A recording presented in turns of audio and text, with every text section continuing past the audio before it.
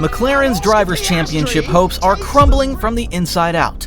While everyone's expected fireworks between Norris and Piastri, we're getting team collisions, questionable team orders, and a growing sense that McLaren might be their own worst enemy. The worst part? Verstappen is quietly closing the gap while they're busy fighting each other.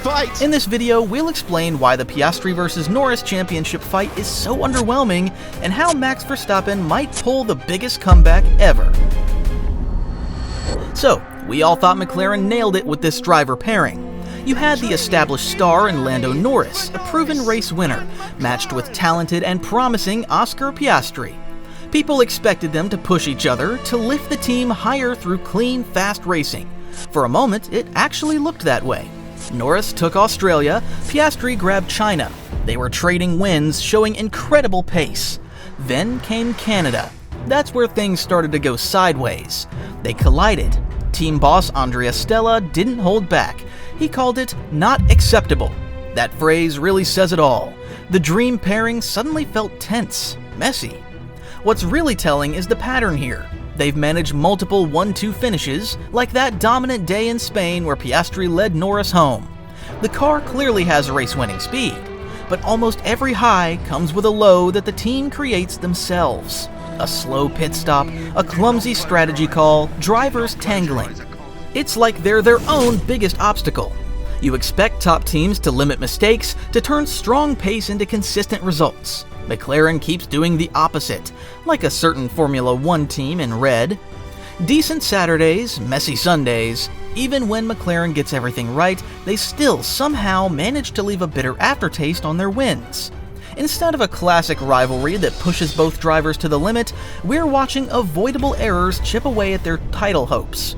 The hype promised a duel for the ages. The reality is that despite topping the constructor standings, team drama is holding both drivers back. What makes it worse is seeing this pattern repeat. It's not one bad weekend, it's becoming a habit. Just when they should be building momentum, something goes wrong. An engine failure in Zandvoort, awkward team orders in Monza, and a slow pit stop for Norris in Baku.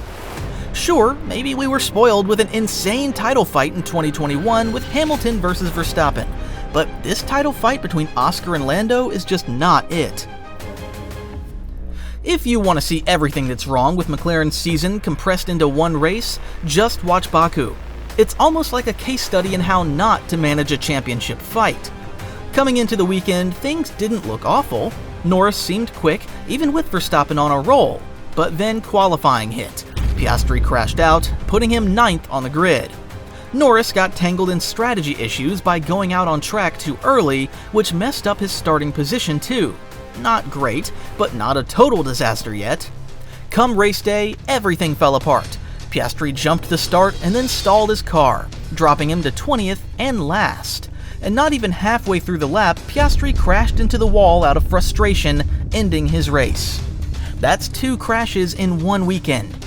It ended his race before it really started. Norris didn't have the best of starts either, losing a place right away. Then came the safety car restart and he was totally caught out, losing another position. Pit stop time. Norris had a slow pit stop in Monza. Surely he's not getting another slow pit stop, right? Right? Yes, it was. McLaren's pit stop was a mess. Again. Around 4 seconds when it should have been half that. This led to Norris getting stuck behind other cars while he couldn't find a way by.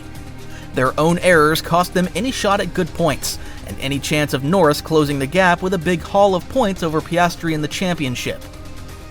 Team boss Andrea Stella admitted the car just wasn't quick enough when it mattered, but continuously making pit stop errors won't improve your chances either.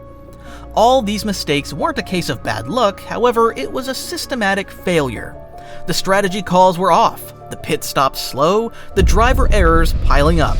Instead of making up ground, Norris only closed the gap to Piastri by 6 points. They lost a chance to really capitalize, and it showed just how fragile their execution has become under pressure. Both Norris and Piastri have shown incredible pace and flashes of brilliance this season. They're quick, aggressive, and capable of taking the fight to anyone on the grid. But this is also their first real shot at a World Championship fight, and the cracks are showing. They're not just battling rivals or bad luck, they're battling themselves. Norris saying he couldn't do anything more in Baku speaks to frustration, but also hints at a driver feeling the weight of expectation. Piastri keeps a brave face, but he too is showing cracks for the first time this season in Baku. McLaren's strategy errors and reliability struggles magnify the situation, but they're not the whole story. Missed opportunities aren't always down to the pit wall. Sometimes it's the drivers making the small mistakes that cost big points. The pressure builds with every blunder, whether from the garage or the cockpit. Their talent is obvious, but raw. And in a title fight, raw isn't enough. Norris and Piastri aren't just being let down by the team, they're also still learning how to handle the relentless pressure of a championship campaign. But I do know someone who's had plenty of experience with winning championships: Max Verstappen. While McLaren battles itself, Verstappen just keeps winning races. He doesn't need dramatic team radios or flashy moments, apart from his collision with Russell in Spain. He simply turns up and delivers results. That's what champions do when the pressure builds. Red Bull's floor upgrade and setup changes really transformed their season. We saw it immediately at Monza, a track where they used to struggle. The car suddenly had better balance and more predictable handling. Verstappen could push harder for longer without worrying about tire degradation or unpredictable behavior. Baku showed the same pattern. Red Bull optimized their package while McLaren kept making errors. Verstappen's win there wasn't about luck or safety car timing. He just executed a perfect qualifying and drove consistently fast laps during the race, while others made mistakes. He's now won 2 races in a row, one race won by 19 seconds over second place, and the Azerbaijan Grand Prix won with a grand slam and a gap of almost 15 seconds to second place. He isn't relying on hope or waiting for others to fail. Every race weekend, he chips away at the gap. Even when he doesn't win, he's usually right there collecting solid points. There's no drama, no team order controversies, just a world champion who knows how to handle this situation perfectly. Meanwhile, McLaren's internal issues gave him opportunities every other weekend. When your rivals are busy arguing over strategy or having on-track incidents, you don't need to be perfect. You just need to be consistent. The numbers really don't lie here. Since the summer break, Verstappen has cut the championship deficit significantly.